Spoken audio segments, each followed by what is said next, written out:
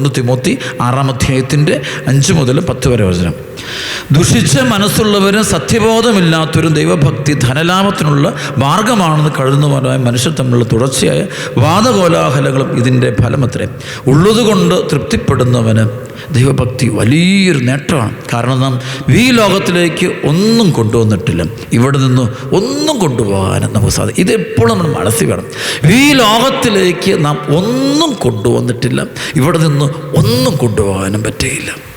ഈ കൊറോണ കാലം എനിക്കും നിങ്ങൾക്കൊക്കെ തരുന്ന പഠനമാണ്. ഈ കാലത്തിൽ ലോകത്ത് മുഴുവനുള്ള ഒരുപാട് ദുരന്തങ്ങൾ, പെരുമഴയുടെ കാലഘട്ടം, ദുരന്തങ്ങൾ, പൈശാചികപീഡകൾ, തകർച്ചകൾ, രോഗങ്ങൾ, ദുരിതങ്ങൾ, ഇതെല്ലാം പഠിക്കുമ്പോൾ ഇതിനകത്തൊക്കെ നമ്മൾ ഒത്തിരി മനസ്സ് തകർന്നു പോകും. ഒരു പ്രശ്നമോ രോഗമോ ദുരിതമോ വരുമ്പോൾ ഒരുപാട് നമ്മുടെ മനസ്സിനെ അതിനകത്തിട്ട് നമ്മൾ വിഷമിപ്പിക്കരുത്. നമ്മൾ നേരെ മറിച്ച് ദൈവം നമുക്ക് തരുന്ന ഒരു പ്രത്യാശയിൽ മുന്നിൽ കണ്ടുകൊണ്ട് നമ്മളെപ്പോഴും നമ്മൾ യാത്ര ചെയ്യണം. ഓരോ ദിവസവും നമ്മൾ മറ്റും ദൈവം നൽകുന്നൊരു പ്രത്യാശ, ദൈവം നൽകുന്നൊരു സമ്മാനം, ദൈവം നൽകുന്നൊരു അനുഗ്രഹം, ദൈവത്തിലുള്ള ജീവിതം, അത് മാത്രം മുന്നിൽ കണ്ടുകൊണ്ട് ജീവിതത്തെ കാണുക. 1 തിമോത്തി 6:9-10 വചനം പറയും, ധനവാന്മാരാകണമെന്ന്. അത് ശരി. അതിനുമുമ്പ് പറയും, ഉള്ളത് കൊണ്ട് തൃപ്തിപ്പെടുന്നവന് ദൈവഭക്തി വലിയ നേട്ടമാണ്. കാരണം നാം ഈ ലോകത്തിലേക്ക് ഒന്നും കൊണ്ടുവന്നിട്ടില്ല, ഇവിടെ നിന്നൊന്നും കൊണ്ടുപോകാനും പറ്റുകയില്ല. നമ്മൾ വന്നപ്പോൾ വെറും നഗ്നരായിട്ടാണ്, നമ്മൾ ഒന്നുമില്ലാത്തവരായിട്ട് നമ്മൾ ഭൂമിയിൽ ജനിച്ചു വീണത്. പിന്നെ ഇവിടുന്ന് പോകുന്ന നേരത്തും നമ്മളൊന്നും കൊണ്ടുപോകുന്നില്ല. പലപ്പോഴും നമ്മൾ പേരും പെരുമയോ ഇതൊന്നും കൊണ്ടുപോകുന്നില്ല. നമ്മൾ നിർമ്മിക്കുന്നത്, നമ്മൾ സമ്പാദിച്ചത് ഒന്നും നമ്മൾ കൊണ്ടുപോകുന്നില്ല. ഇവിടേക്ക് വന്നപ്പോഴൊന്നുമില്ല, പോകുമ്പോഴൊന്നുമില്ല. അപ്പോൾ ആ ഒരു ബോധം എപ്പോഴും, ഞാനിവിടെ വന്നപ്പോഴൊന്നും ഇല്ലായിരുന്നു, പോകുമ്പോഴും ഒന്നുമില്ല. ഇവിടെ തന്നെ ദൈവം നമ്മളെ ചില ഉത്തരവാദിത്തങ്ങൾ ഭൂമിയിൽ പരമേൽപ്പിച്ചു എന്ന് മാത്രമേ ഉള്ളൂ. അപ്പോൾ അതിനപ്പുറത്തേക്ക് നമ്മൾ അതിനെക്കുറിച്ച് ചിന്തിച്ച് കൂട്ടരുത്. അത് വരുമ്പോഴാണ് നിരാശ വരും. മനുഷ്യൻ്റെ നിരാശ കാരണം അവൻ ആഗ്രഹിക്കുന്ന കാര്യങ്ങൾ കിട്ടാതെ ഭൗതിക കാര്യങ്ങളെക്കുറിച്ചുള്ള ആകുലതയാണ് അവൻ്റെ ആകുലതയ്ക്ക്, അവൻ്റെ നിരാശയ്ക്ക് കാരണം. ഭൗതിക കാര്യങ്ങളെക്കുറിച്ച്, പക്ഷെ നമ്മൾ ഭൗതികത ഇല്ലാതെ ജീവിക്കാൻ പറ്റുമോ? തീർച്ചയാണ്. പറയുമ്പം ഭൗതികത ഇല്ലാതെ ജീവിക്കാൻ പറ്റുമോ ചോദ്യം വലിയൊരു ചോദ്യമാണ്, കറക്റ്റൊക്കെ. പക്ഷേ ഭൗതികത എന്നുള്ളത് ഏതിലാണ് നിൽക്കേണ്ടതെന്ന് പൗലോസ് അടുത്ത് പറയുന്നുണ്ട്. അതായത് ഭക്ഷണവും വസ്ത്രവും ഉണ്ടെങ്കിൽ അതുകൊണ്ട് നമുക്ക് തൃപ്തിപ്പെടാം. ശരിക്കും നിത്യജീവിതത്തെ മുന്നിൽ കണ്ടു നിൽക്കുന്നവൻ, അവനെ ഈ ഭൂമിയിൽ അവനൊന്ന് ഉടുത്താൽ മതി, അവനൊന്ന് ഭക്ഷണം കഴിച്ചാൽ മതി, അല്ലെങ്കിൽ അവൻ്റെ ഒരു പാർപ്പിടം, അല്ല വസ്ത്രം, ഭക്ഷണം, പാർപ്പിടം, ഇതുണ്ടെങ്കിൽ അവൻ തൃപ്തിപ്പെടാം. പൗലോസ് അതുണ്ടെങ്കിൽ നീ തൃപ്തിപ്പെടണം. കാരണം അതിനപ്പുറമുള്ളത് ദൈവം നിനക്ക് തരുന്നത് ഒരു നിത്യതയുടെ ഈശോ നമുക്ക് തരുന്ന പർദീസായുടെ ആ ഒരു ദർശനത്തിലേക്ക് നീ നീങ്ങണം. പക്ഷേ നമ്മുടെ മനസ്സിൽ നമുക്ക് വേറൊരു രീതിയിലാണ് ലോകം. നമ്മളിന്ന് മറ്റുള്ളവരുടെ കൂടെ സോഷ്യൽ സ്റ്റാറ്റസ് എന്നുള്ളതാണ് നമ്മുടെ പ്രശ്നം. മറ്റുള്ളവരുടെ മുമ്പിൽ വില കിട്ടണം, സമൂഹത്തിലുള്ള നമ്മുടെ അഡ്രസ്സ്, വില, ഇതിന് വേണ്ടിയുള്ള നമ്മുടെ ഒരു പരക്കം പാച്ചില്ല. അപ്പോൾ അതിനുവേണ്ടി നമ്മളെന്ത് ചെയ്യുന്നു? കോംപ്രമൈസ് ചെയ്യുന്നു. നമ്മൾ പലതും തിന്മ വേണം, അവനതുണ്ടെങ്കിൽ എനിക്കിത് വേണം, അവൾക്കതുണ്ടെങ്കിൽ എനിക്ക്, എൻ്റെ മക്കൾക്ക്, അവൻ്റെ മക്കൾക്ക് ഇതൊക്കെ ഉണ്ടെങ്കിൽ എൻ്റെ മക്കൾക്ക് ഇതൊക്കെ വേണം. അപ്പോൾ അവിടെ ഇങ്ങനെയാണെങ്കിൽ എനിക്കിത് വേണം. സമൂഹത്തിൽ ഇതൊന്നും ലെവൽ ചെയ്യാനുള്ള ഓട്ടത്തിലാണ് നമ്മൾ. ഈ ഒരു ഓട്ടത്തിൽ നമുക്ക് എന്ത് പറ്റുന്നു? നമ്മൾ ജീവിക്കാൻ പോലും നമ്മൾ മറന്നു പോവുകയാണ്. പരസ്പരം സ്നേഹിക്കാൻ, ഭാര്യയും ഭർത്താവും തമ്മിലും സ്നേഹം, അല്ലെ മക്കളും മാതാപിതാക്കളും നമ്മൾ സ്നേഹം, അല്ലെ പള്ളിയിൽ പോകാൻ, പ്രാർത്ഥിക്കാൻ, ഇപ്പോൾ കുർബാനയിൽ പങ്കെടുക്കാൻ. ഇപ്പോൾ ഈ നാളിൽ കോവിഡ് കാരണം ചിലയിടത്തൊക്കെ കുർബാനകളില്ല. ചിലർ നല്ല ഈ കുർബാനയുടെ സാഹചര്യം കുറവാണെങ്കിൽ ഓൺലൈനിലൂടെയൊക്കെ സ്ഥിരമായിട്ട് കൂടുന്ന ആൾക്കാരുണ്ട്. അപ്പോൾ അതിൻ്റെ കാരണം എന്താണ്? അപ്പോൾ അവരവിടെ ആഗ്രഹിക്കുന്ന ഒരുമിച്ച് കൂടാൻ പറ്റുന്നു. അപ്പോൾ പലപ്പോഴും സമ്പത്തും സുഖവും നടുവിൽ വന്നിടത്തൊക്കെയാണ് കുടുംബത്തിൽ പ്രശ്നങ്ങളൊന്ന്. ഒന്നാം സ്ഥാനം പണത്തിന് എവിടെയെല്ലാം കൊടുത്തിട്ടുണ്ടോ ആ കുടുംബങ്ങളെല്ലാം തന്നെ ഇന്നല്ല നാളെ വലിയ പ്രശ്നം. പണം, ജോലി, സ്ഥാനമാനം, ഇതിനൊന്നാം സ്ഥാനം കൊടുക്കുന്ന എന്നെ സ്വാർത്ഥത, ഈഗോ, എനിക്ക്, ഞാൻ, ഇതിനൊക്കെ ഒന്നാം സ്ഥാനം കൊടുക്കുന്നിടത്തൊക്കെ ഭിന്നതകളുണ്ട്. ഉറപ്പായിട്ടും പറ്റും. അല്ല, പാർട്ട്നേഴ്സ് ജോലി തുടങ്ങുന്നില്ല, പാർട്ട്നേഴ്സ് ബിസിനസ് തുടങ്ങുന്നത്. അപ്പോൾ അവർ 2 പേരും കൂടെ 4 പേരും കൂടി ബിസിനസ് തുടങ്ങുമ്പോൾ ഭയങ്കര സ്നേഹം. പക്ഷെ ഇച്ചിരി കഴിയുമ്പോൾ ഒരു സഹോദരൻ, പലപ്പോഴും ഞങ്ങൾ കുടുംബങ്ങളൊക്കെ ഒരു ഫാമിലി 4-5 സഹോദരൻ, ഞങ്ങൾ ഒരുമിച്ചൊരു പുതിയൊരു ഫാം ആരംഭിക്കുകയാണ്. അച്ഛൻ എന്ത് പറയുന്നത് കേൾക്കുമ്പോൾ തുടങ്ങരുത് ഞാൻ പറയും. കാരണം തുടക്കം നല്ലത്, കുറച്ച് കഴിയുമ്പോൾ നിങ്ങൾ അടിക്കും. പിന്നെ സ്വന്തം സഹോദരനെ കൊല്ലുന്ന അവസ്ഥയിലോട്ട് പോലും പോകും, നശിപ്പിക്കാൻ വേണ്ടി നടക്കും. കാരണം വെച്ച് കഴിഞ്ഞാൽ അവിടെയെല്ലാം പണത്തിനാണെന്നോ സ്ഥാനം വരും. പണത്തിനൊന്നാം സ്ഥാനം കൊടുത്തുകൊണ്ടുള്ള സൗഹൃദങ്ങൾ, പണം നേടാൻ, പേര് നേടാൻ, പെരുമ നേടാൻ, പണം, സ്ഥാനമാനം, നേട്ടം. ഇതിനു വേണ്ടി ഒരുമിച്ച് കൂടുന്നിടത്തെല്ലാമാണ് തല്ലും പിടുത്തവും വിശ്വാസമൊക്കെ പോകും. ദൈവവിശ്വാസം എല്ലാം പോകും. മനുഷ്യൻ്റെ ദൈവവിശ്വാസം പോയത് ദൈവത്തെ തേടിയിട്ടല്ല, പണം കിട്ടാൻ വേണ്ടി ദൈവത്തിൻ്റെ പുറകെ നടന്നപ്പോഴാണ് അവൻ്റെ വിശ്വാസം പോയത്. പണവും സ്ഥാനമാനവും ജോലിയും കിട്ടാൻ വേണ്ടി ദൈവത്തിൻ്റെ പുറകെ നടന്നപ്പോൾ അവന് കിട്ടിയില്ല.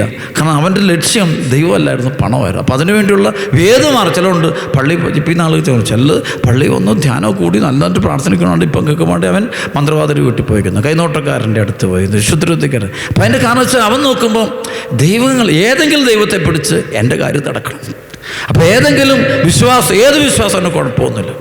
അപ്പോൾ ഫെയ്ത്ത്, അപ്പോൾ ദൈവത്തിനൊന്നാം സ്ഥാനം കൊടുക്കുന്നൊരു ജീവിതം മറ്റുള്ളതെല്ലാം മാറ്റിവെച്ചിട്ട് അതിലേക്ക് തന്നെ കോൺസെൻട്രേറ്റ് ചെയ്യുന്നത് കാണാൻ പറ്റും. അപ്പോൾ പ്രിയപ്പെട്ട മക്കളെ, ഞാൻ പറഞ്ഞു വരുന്നതാണ്, ഭക്ഷണവും വസ്ത്രവും ഉണ്ടെങ്കിൽ നമുക്ക് തൃപ്തിപ്പെടാം.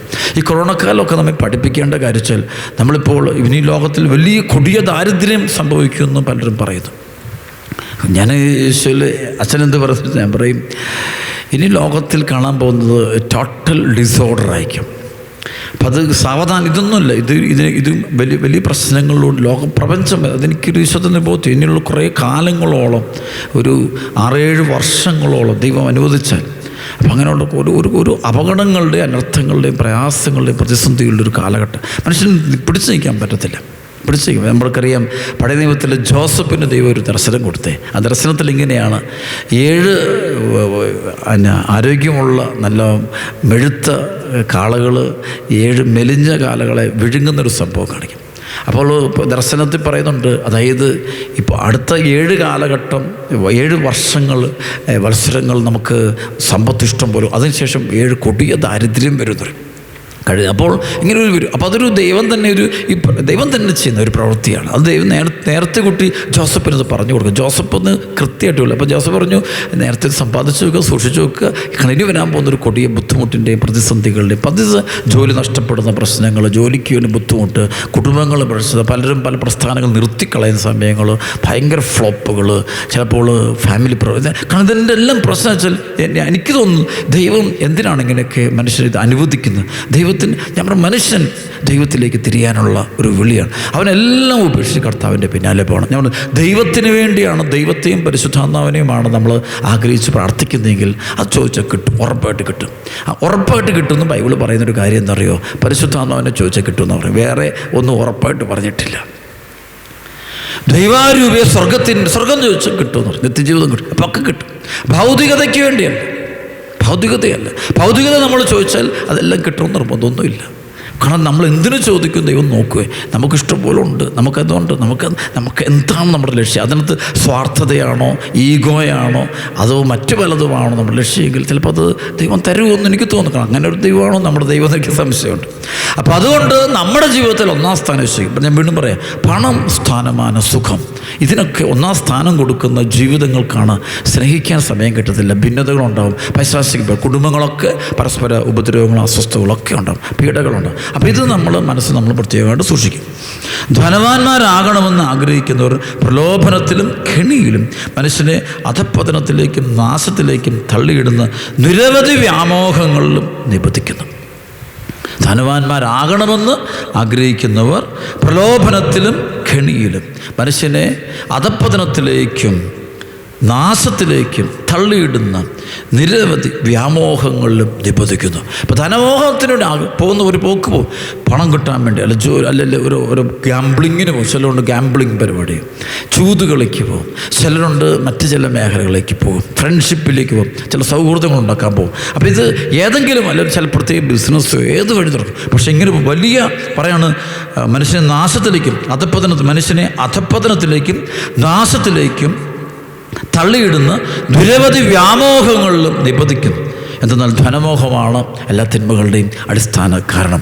എല്ലാ തിന്മകളും മനുഷ്യൻ്റെ മനുഷ്യന് തിന്മ പെരുകാൻ കാരണം അവനിൽ ധനമോഹം. ധനത്തിനകത്ത് ധനം എന്ന് വെച്ചാൽ എപ്പോഴും നമുക്കൊരു സ്ഥാനമാനം, സോഷ്യൽ സ്റ്റാറ്റസ്, സമൂഹത്തിൽ നിൽക്കുമ്പോൾ വില, മറ്റുള്ളവർ നമ്മളെക്കുറിച്ചൊന്ന് ഉയർത്തി പറയണം. കഴിവുള്ളവളാണ്, നേട്ടം നേടിയവരാണ്, ഉയർന്നവരാണ്. പക്ഷേ ബൈബിൾ ഈ വചനം മറന്നു പോവാണ്. നാം ഈ ഭൂമിയിലോട്ട് വന്നപ്പോൾ ഒന്നും കൊണ്ടുപോകുന്നില്ല. ഇവിടുന്ന് കൊണ്ടുപോകുമ്പോഴും ഇതൊന്നും നമ്മുടെ മനസ്സിൽ, നമ്മൾ മരിച്ച് മരണാനന്തര സ്വർഗത്തിൽ ചെല്ലുമ്പം നമ്മളിവിടെ എന്തൊക്കെ ഉണ്ടാക്കിയെന്ന് പോലും നമ്മുടെ മനസ്സിൽ കാണില്ല. അങ്ങനെ ഒരു സംഭവമായിട്ട് യാതൊരു ബന്ധവും ഉണ്ടാവില്ല. ഈ ഭൂമിയിലുള്ള ഒരു കാര്യമായിട്ട് ഒരു ബന്ധവും ആ വ്യക്തിക്ക് മനസ്സിലോ ശരീരത്തിലോ കാണില്ല. അപ്പോൾ അത് ഈശോ നൽകുന്ന വാഗ്ദാനം നിത്യജീവൻ. അതാണ് 1 യോഹന്നാൻ 2-ാം അധ്യായത്തിൽ പരിശുദ്ധാത്മാവ് വളരെ വ്യക്തതയോടെ നമുക്ക് എഴുതി തന്ന് നമ്മെ ബോധ്യപ്പെടുത്തുകയാണ്. Praise the Lord. അതായത് 1 യോഹന്നാൻ 2-ാം അധ്യായത്തിൻ്റെ 25, അവൻ നമുക്ക് നൽകുന്ന വാഗ്ദാനം ഇതാണ് നിത്യജീവൻ. അവൻ നമുക്ക് നൽകുന്ന വാഗ്ദാനം ഇതാണ് നിത്യജീവൻ, ഇറ്റേണൽ ലൈഫ്. നിത്യജീവിതത്തെ മുന്നിൽ കണ്ടുകൊണ്ട് ജീവിക്കും. സ്വർഗമാകുന്ന പറുദീസായ മുന്നിൽ കാണുന്ന പൗലോസ്ലീഹ 2 കൊരിന്തോസിൻ്റെ 5:1-2-3 ഞങ്ങൾ വസിക്കുന്ന ഭൗമിക ഭവനം നശിച്ചു പോകുമെങ്കിലും കരങ്ങളാ നിർമ്മിതമല്ലാത്ത ശാശ്വതവും ദൈവത്തിൽ നിന്നുള്ളതുമായ ഒരു സ്വർഗീയ ഭവനം ഞങ്ങൾക്കുണ്ടെന്ന് ഞങ്ങൾ അറിയുന്നു. വാസ്തവത്തിൽ ഞങ്ങളിവിടെ നെടുവീർപ്പെടുകയും സ്വർഗീയ വസതി പ്രാപിക്കുവാൻ വെമ്പൽ കൊള്ളുകയാണ്.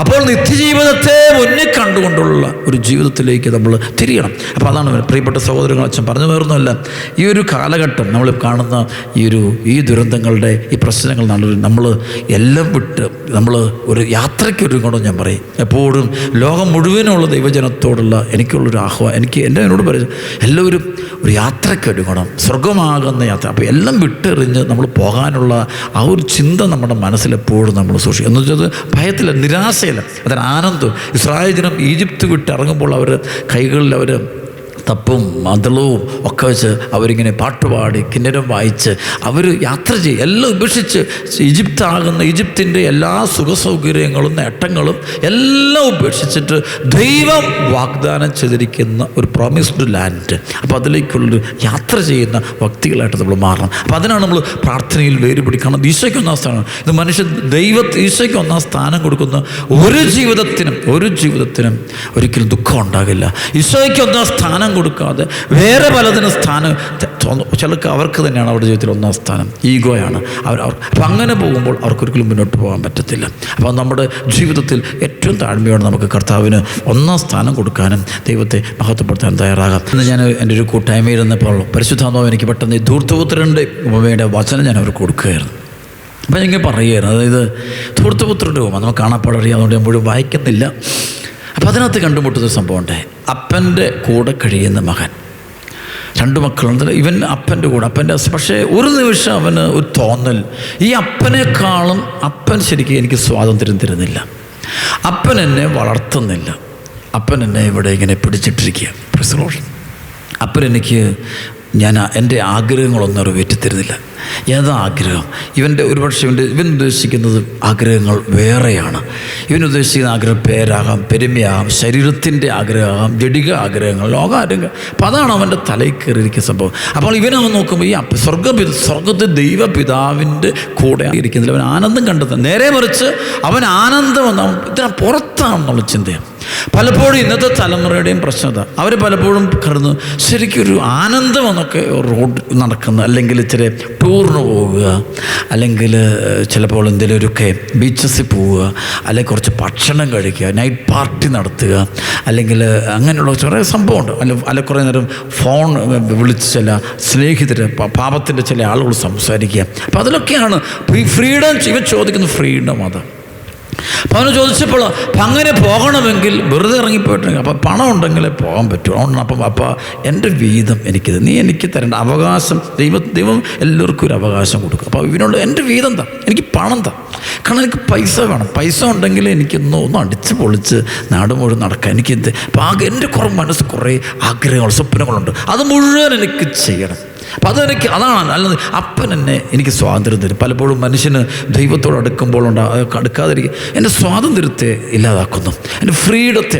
ഞാനിതൊന്നും അല്ലായിരുന്നു, ഞാൻ ഒത്തിരി വളരേണ്ട ആളായിരുന്നു, ഒത്തിരി നേട്ടമാണ്. ചില മക്കളുണ്ട്, സ്വന്തം മാതാപിതാക്കൾ പറയും, അപ്പൻ എന്നെ ഇങ്ങനെ ഈ വീടിനകത്തിട്ട് ഇങ്ങനെ പൂട്ടിയിട്ടില്ല, എന്നെ അവിടെ പോകല്ല, ഇവിടെ പോകല്ല, അങ്ങനെ ചെയ്യരുത്, ഇങ്ങനെ ചെയ്തു. അപ്പനൊന്നും ജീവിതം എന്താണെന്ന് അറിയത്തില്ല, അമ്മയൊക്കെ ലോകം അറിഞ്ഞിട്ടില്ല. ഇതിപ്പോൾ അമ്മ ഇപ്പോഴും കേരളത്തിലാണ്, അമ്മ ഇപ്പോഴും ഹൈ റേഞ്ചിലാണ്, അമ്മ ഇപ്പോഴും അവിടെയാണ്, അപ്പനും ഇപ്പോഴാണ്. ഇവിടെയൊക്കെ ആരൊക്കെ മാറി, ലോകം മാറി, എന്തെങ്കിലും ലോകമൊക്കെ നോക്കി നിങ്ങളൊന്നും ജീവിക്കാൻ അറിഞ്ഞുകൂടാ. അപ്പം ഇങ്ങനെ കണ്ട് പരിഹസിക്കുന്നത് കാണാൻ പറ്റും. ശരിക്കും അവൻ തെറ്റായൊരു ബോധ്യത്തിലാണ് നിൽക്കുന്നത്. പക്ഷേ അപ്പൻ അതല്ല. അപ്പൻ്റെ കൂടെ നിൽക്കുന്നതാണ് ഏറ്റവും കൂടുതൽ ആനന്ദം. അപ്പൻ്റെ കൂടെ ജീവിക്കാൻ അവൻ്റെ സ്നേഹം, അപ്പൻ്റെ പ്രസൻസാണ്.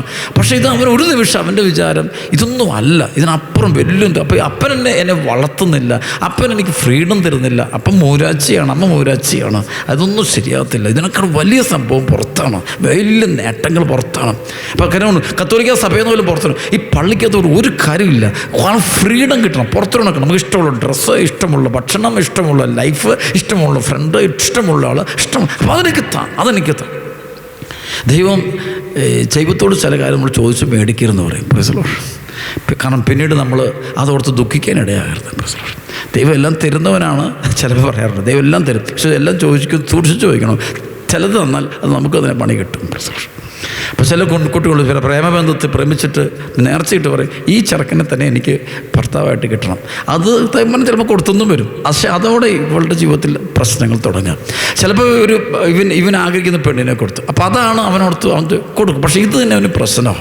അപ്പോൾ ദൈവത്തോട് ചോദിക്കുന്നത് 10 പ്രാവശ്യം ചിന്തിച്ചിട്ട് ചോദിക്കുകയാണ് പ്രശ്നം. ഇത് ചോദിച്ച് കിട്ടിക്കഴിഞ്ഞാൽ ഉണ്ടാകുന്ന പരിണിത ഫലത്തെക്കുറിച്ചും കൂടി ബോധം ഉണ്ടാകണം പ്രശ്നം.